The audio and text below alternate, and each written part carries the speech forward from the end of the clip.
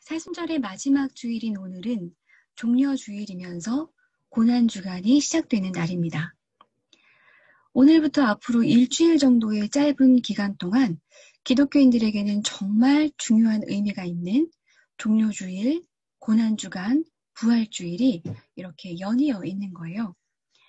종려주일은 종려주일대로, 고난주간은 고난주간대로, 부활주일은 부활주일대로 매우 다른 감정과 묵상이 필요한데 짧은 기간에 이렇게 압축되어 있다 보니 매년 이맘때가 되면 좀 복잡한 감정으로 시간들을 보내게 되는 것 같습니다. 기쁨 속에 슬픔이 있고 슬픔 속에 기쁨이 있는 그런 복합적인 상태인 거죠. 종려주일은 예수님께서 어린 나귀를 타시고 예루살렘으로 입성하실 때 군중들이 종려나무 가지를 흔들면서 열렬히 환영했던 때를 기념하는 주일입니다. 사람들이 소리 높여서 호산나 호산나 외치면서 예수님이 가시는 길에 자기 겉옷을 벗어서 흙바닥에 깔고 종려나무 가지를 흔들고 하는 그런 매우 기쁨의 순간이지만 우리가 이미 잘 알고 있듯이 이렇게 열광하는 이 사람들이 곧 예수님을 배반하고 예수님을 십자가에 못 박으라고 소리치게 될 바로 그 사람들이죠. 그러니 기쁨 속에 슬픔이 있을 수밖에 없고요. 또 며칠 후 성금요일은 예수님께서 모든 치욕스러운 고난을 겪으시면서 십자가에 달리시지만 그 죽음으로 끝나는 것이 아니라 곧 부활하실 것을 알고 있기에 우리는 슬픔에 머물지 않고 슬픔 안에 기쁨을 품고 있습니다. 이것은 마치 어떤 느낌이냐 하면 마지막 회까지 다 보았던 결말을 다 아는 드라마를 다시 앞으로 돌려서 매번 반복해서 보는 것처럼 우리가 예수님의 생애 이야기를 너무 잘 알고 있기 때문에 오히려 이것이 묵상에 방해가 될 때가 있는 것 같습니다. 우리가 만약 부활이라는 이 완벽한 결말을 모르는 상태에서 예수님의 순환 사건에 온전히 집중할 수 있다면 우리는 어떤 묵상과 적용을 해볼 수 있을까요? 그래서 오늘은 한번 우리가 잠시 우리의 기억을 싹 지우고 아무도 예수님이 하나님이신 줄 몰랐던 그때 예수님이 고난받으시던 그 현장으로 한번 가보려고 합니다. 예수님의 연대기를 정확히 파악할 수는 없지만 대략 기원 후 30여 년 즈음 그때로 그 2000년 전으로 다 함께 한번 가보는 거예요. 지금은 우리가 예수님이 완전히 하나님이시면서 또 완전히 인간이셨다고 그렇게 알고 있고 예수님을 삼위일체의 하나님으로 고백하고 있지만 예수님이 이 땅에 처음 오실 때 완전히 약한 아기의 모습으로 초라한 구유에 누이셨던 것처럼 십자가에 달려 돌아가실 때도 그렇게 완전히 힘없고 약한 한 사람의 인간이었음을 기억해 보려고 합니다. 그렇다고 제가 지금 영화 패션 오브 크라이스트에서처럼 여러분에게 자극적이고 생생하게 예수님의 피가 막 낭자한 그 고통을 전달하려는 것은 결코 아니고요. 하나님 나라를 선포하면서 새롭게 율법을 해석하고 새로운 공동체를 시작했던 한 남자가 권력자들에게 미움을 받고 그를 따르던 무리로부터 배신당해서 당시에 가장 끔찍하고 잔인한 사형 방법이었던 십자가형을 선고받아 죽게 된 그 현장을 함께 가보자는 것입니다. 부활의 기쁨은 우리가 잠시 다음 주일로 미뤄두고요. 지금은 기원 후 30여 년 즈음 예수라는 한 남자가 십자가형을 받은 그때에 집중해 보도록 하겠습니다. 자, 예수님은 지금 십자가에 달려 계십니다. 그냥 곱게 달리신 건 아니고요. 빌라도에게 신문받고 사형을 선고받았던 법정들에서 로마 병사들에게 채찍으로 많이 맞으신 상태입니다. 그리고 병사들은 가시관을 만들어서 예수님의 머리에 씌우고 자색옷을 입혀놓고 조롱의 말들도 했습니다. 갈대로 예수님의 머리를 치고 얼굴에 침을 뱉고 유대인의 왕 만세 이렇게 놀리기도 했습니다. 예수님이 꿈꾸고 사람들에게 전하던 새로운 나라는 권력자들이 보기에 매우 체제전복적인 것이었죠. 그래서 지금 그들은 예수님에게 네가 꿈꾸던 나라는 철저하게 실패했어. 이렇게 조롱하고 있는 것입니다. 우리는 복음서의 기록들을 통해서 예수님이 어떤 일들을 하셨는지를 잘 알고 있습니다. 하지만 우리가 가지고 있는 복음서들은 예수님이 돌아가신 이후에 40~50년이나 지나서 기록된 것이어서요. 아무래도 정말 예수님이 하신 것과 초대 그리스도교 공동체의 고백적인 것들이 섞여 있을 수밖에 없습니다.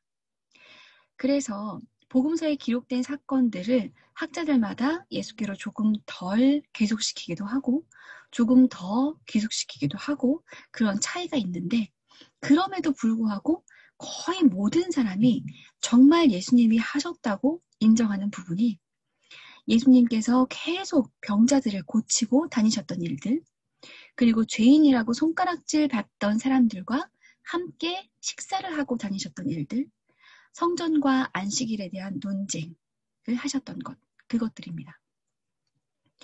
예전에는 병자들, 죄인들은 공동체 밖에 제외되는 사람들이었는데 예수님은 자꾸만 사람들을 고쳐서 회복시켜서 공동체 안으로 들여보내는 일들을 하셨고요. 다른 사람들이 함께 식사하기 꺼려하는 사람들과 계속 같이 음식을 먹고 마시면서 흥겨운 공동 식사 자리를 만들어 가셨던 거죠. 공동체로부터 내몰리고 사회로부터 억압당하는 사람들 없이 모두가 자유롭고 평등하게 어우러지는 세상을 예수님은 꿈꾸셨던 것 같아요. 예수님이 십자가에 달리신 이후에 하신 말씀이 이것을 증명한다고 저는 생각합니다. 십자가에 달리신 예수님이 하신 말씀 혹시 기억하십니까? 누가복음과 요한복음은 예수님이 십자가 위에서 여러 말씀들을 하신 것으로 기록하고 있습니다. 그래서 가상 7원 이런 말도 여러분 들어보셨죠? 하지만 마가복음과 마태복음은 예수님이 단 한마디를 하셨다고 기록하고 있습니다. 마가복음은 아람어로 엘로이 엘로이 레마 사박다니라고 적고 있고 마태복음은 히브리어를 좀 섞어서 엘리 엘리 라마 사박다니라고 적고 있습니다. 우리말로 번역하면 나의 하나님 어찌하여 나를 버리셨습니까? 라는 말입니다. 저는 누가와 요한의 기록보다 마가와 마태의 기록이 더 좋은 것 같습니다. 왜냐하면 십자가 위에서 점잖게 여러 말씀을 하셨을 것 같지 않거든요. 그러니까 극한의 고통 속에서 겨우 한마디 외치는 마지막 절규였을 것 같아요. 채찍질 당하고 법정부터 골고다 언덕까지 대략 600m 정도 되는 그 길을 무거운 십자가를 짊어지고 걸어가셨고 손과 발에 못질을 당한 사람의 그 마지막 절규, 그것이 그렇게 막 쩌렁쩌렁 울리는 외침도 아니었을 것 같아요. 그러니 예수가 엘로이 엘로이 레마 사박다니라고 하니까 그 밑에 있는 사람들이 제대로 알아듣지도 못하고서는 저자가 지금 엘리야를 부른다. 어디 엘리야가 와서 도와주는지 한번 두고 보자 하면서 끝까지 경멸과 조롱의 말들을 내뱉고 있는 거잖아요. 그런데요. 이 예수님이 십자가에 달려 절규하신 이 한마디 나의 하나님 어찌하여 나를 버리셨습니까? 하는 이 말은 시편 22편 1절의 말씀입니다. 지금 우리 시대에는 활자가 너무 당연한 것이어서 책을 보고 읽는 것이 일반화되어 있지만 예수님 시대에는 그렇지 않았을 것 같아요. 기록문화는 상류층의 것이었고 민중들은 구전전승이 훨씬 더 일반적이었죠. 당시 사람들은 대부분 글을 쓸 줄 몰랐지만 암기력은 지금 사람들보다 훨씬 뛰어났을 겁니다. 그래서 시편이나 이사야 같은 특히 이런 책들은 집집마다 책이 없더라도 지금의 우리보다 더 잘 암송하고 있었을 것입니다. 저는 예수님이 십자가에 달리신 상태에서 시편 22편 1절만 외친 것이 아니라 죽어가는 상태에서 전체를 다 부르지는 못했지만 지금 시편 22편 전체를 머릿속에 떠올리고 계시지는 않을까? 이런 생각이 듭니다. 예를 들어 우리나라 독립운동을 하는 누군가가 하늘을 우러러 한 점 부끄러움 없기를 이라고 말하면서 죽어갔다면 우리는 그 사람이 지금 윤동주의 서시를 떠올리고 있구나 라고 생각하고 서시 전체를 머릿속에 그려볼 것입니다. 예수님은 지금 십자가에 높이 달리신 상태에서 시편 22편을 떠올리고 계실 겁니다. 그도 그럴 것이 시편 22편은 예수님이 지어서 부른 노래라고 해도 믿어질 만큼 예수님의 지금의 처지를 잘 말해주고 있습니다. 시편 22편 6절에서 8절 말씀입니다. 나는 사람도 아닌 벌레요. 사람들의 비방거리, 백성의 모욕거리일 뿐입니다. 나를 보는 사람은 누구나 나를 빗대어서 조롱하며 입술을 비죽거리고 머리를 흔들면서 얄밉게 빈정댑니다. 그가 주님께 그토록 의지하였다면 주님이 그를 건져주시겠지, 구하여 주시겠지. 그의 주님이 그토록 그를 사랑하신다니 주님이 그를 건져주시겠지 합니다. 이어지는 시편 22편 14절에서 18절에는 또 이렇게 적혀 있습니다. 나는 쏟아진 물처럼 기운이 빠져버렸고 뼈마디가 모두 어그러졌습니다. 나의 마음이 촛물처럼 녹아내려 절망에 빠졌습니다. 나의 입은 옹기처럼 말라버렸고 나의 혀는 입천장에 붙어 있으니 주님께서 나를 완전히 매장되도록 내버려 두셨기 때문입니다. 개들이 나를 둘러싸고 악한 일을 저지르는 무리가 나를 애워싸고 내 손과 발을 묶었습니다. 뼈마디 하나하나가 다 셀 수 없을 만큼 앙상하게 드러났으며 원수들도 나를 보고 즐거워합니다. 나의 겉옷을 원수들이 나누어 가지고 나의 속옷도 제비를 뽑아서 나누어 가집니다. 말씀이 육신이 되어서 이 땅에 오셨던 예수님이시지만 동시에 철저하게 한 사람의 인간이었던 예수님은 십자가 위에서 22편 전체를 떠올리고 있습니다.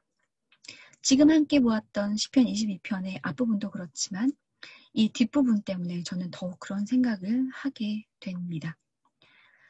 제가 탄식시에 대해서 몇 번 이야기를 한 적이 있는데요.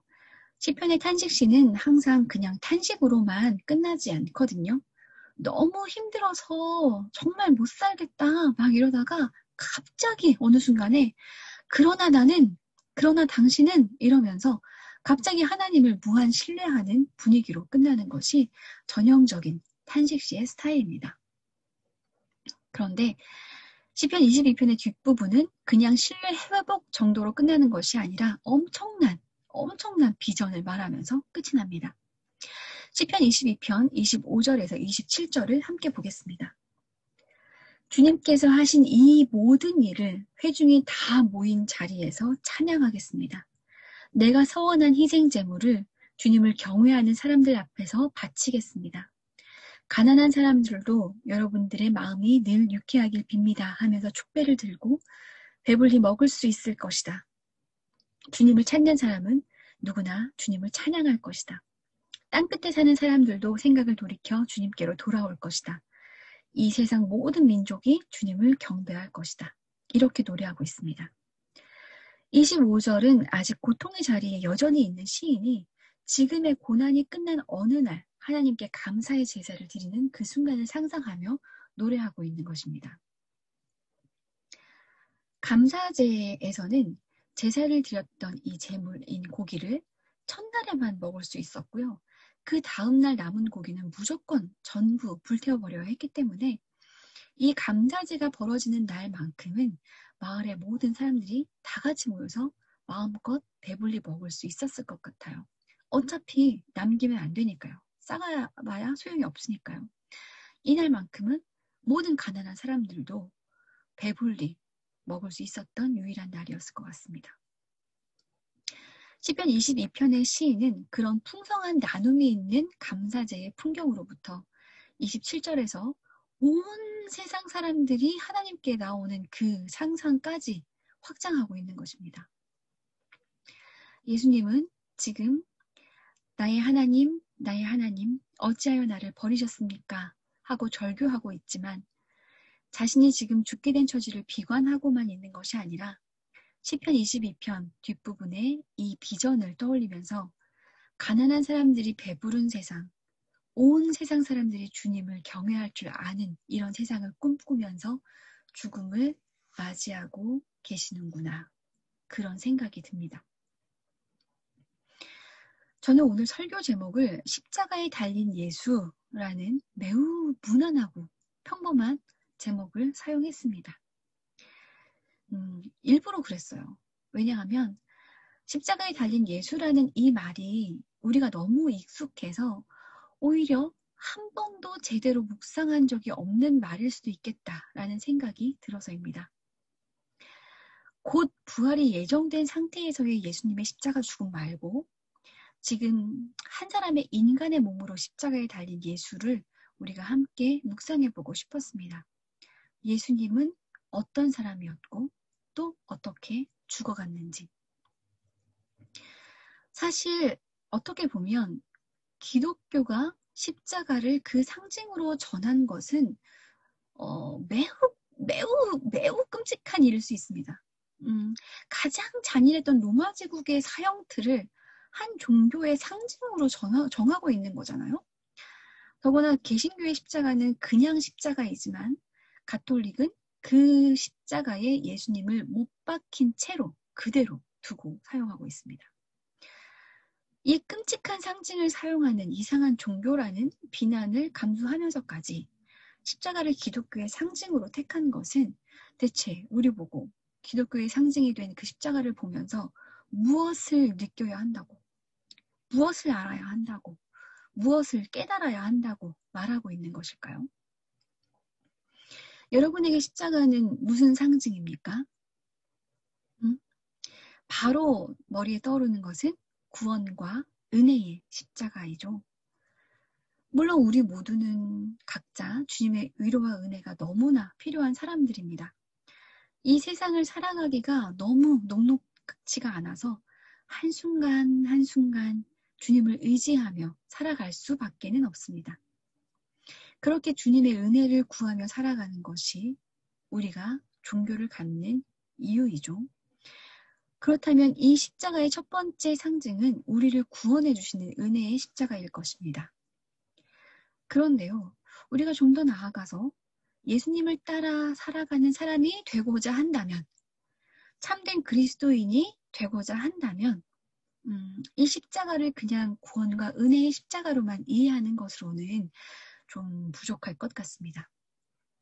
이것과 함께 예수님이 왜 이 십자가에 달려 죽임 당하게 되셨는가를 기억하면서 예수님이 이 세상의 잘못된 질서에 맞서서 도전하셨고 새로운 하나님 나라를 선포하셨고 소외되고 가난한 이들을 포용하는 새로운 운동을 전개하시다가 죽임 당하셨다는 것을 그것을 생각나게 하는 십자가가 되어야 할 것입니다. 그렇다면 기독교의 십자가가 상징하는 것은 구원, 은혜, 그리고 저항, 도전, 그리고 새로운 하나님 나라입니다. 우리가 이것을 알아야 2000년 전에 조롱과 멸시 속에서 십자가에 달리신 예수의 죽음을 헛되지 않게 하는 것이고 우리가 지금 부활의 시대를 살아내고 있다고 말할 수 있게 될 것입니다. 이번 우리의 고난주간은 십자가에 달리신 예수를 기억하고 시편 22편을 계속 묵상하면서 억압적인 정치, 경제, 종교의 상황으로 관계가 깨어진 모든 사회에서 사람들을 고쳐주셨고 서로 용서하고 사랑하라고 말해주셨고 소외된 사람들과 함께 밥을 먹으면서 모두가 어우렁더우렁 사는 삶을 온몸으로 살아내셨던 예수님처럼 우리도 그렇게 살겠다고 다짐하는 이번 고난 한 주간이 되어야 할 것입니다. 함께 기도하겠습니다. 십자가에 달리신 주님, 어떻게 그 일들을 다 겪으셨습니까? 조롱과 멸시 속에서 살이 찢어지는 육체의 고통 속에서도 주님은 끝까지 하나님 나라를 꿈꾸며 숨을 거두셨습니다. 주님이 부르셨던 시편 22편이 오늘 저희의 노래가 되게 하시고 주님이 살아가셨던 대로 저희도 그렇게 살아가게 해주십시오. 잘못된 방식을 바꾸어내고 모두가 자유롭고 평등하게 존엄한 품위 있는 존재로 살아가길 소망하고 새로운 하나님 나라를 꿈꾸면서 주님을 따라 살아가길 원합니다. 이제 구원과 은혜의 십자가와 함께 저항과 도전의 십자가에 저희를 못 박고 살아가게 하소서. 새로운 세상을 꿈꾸셨던 주 예수님의 이름으로 기도드립니다. 아멘.